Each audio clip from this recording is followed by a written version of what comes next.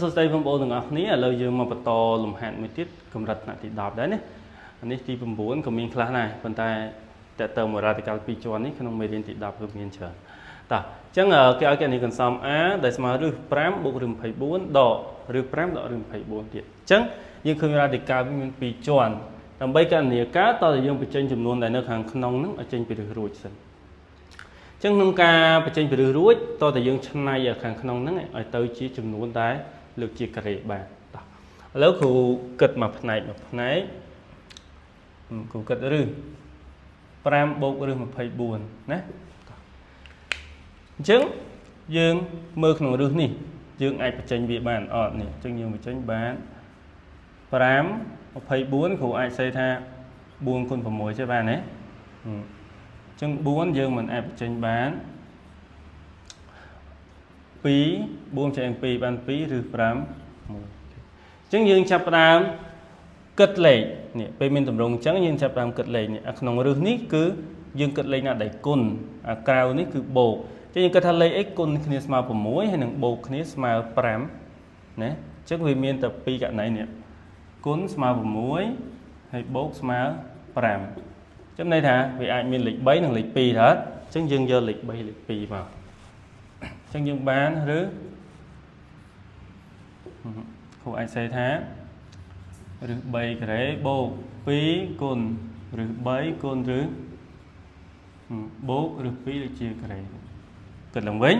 ឬ3ការ៉េសល់3ឬ2ការ៉េសល់2ដល់អញ្ចឹង3បូក2បាន5វិញណាដល់ពេលឬ3ឬ2បាន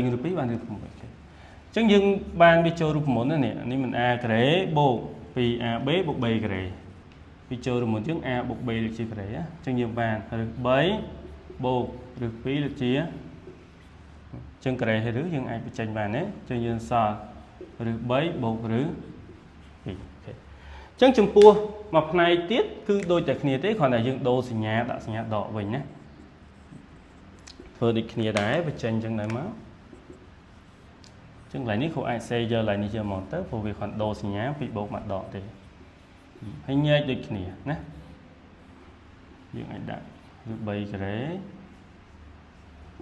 ដក2គុណ3គុណ2វាដូចតែគ្នាទេគ្រាន់តែបូកមកដកអញ្ចឹងអានេះយើងបានឬ3ដកឬ2លើកជាការ៉េឬចេញបានអញ្ចឹងយើងសល់ឬ3ដកឬអញ្ចឹងពេលដែលយើងបានតម្លៃមួយហើយយើងយកតម្លៃហ្នឹងទៅចំនួនមកយើងបានតម្លៃកន្សំ a យើងអញ្ចឹងគេបាន a ស្មើចាំមុខនេះយើងបញ្ចេញបាន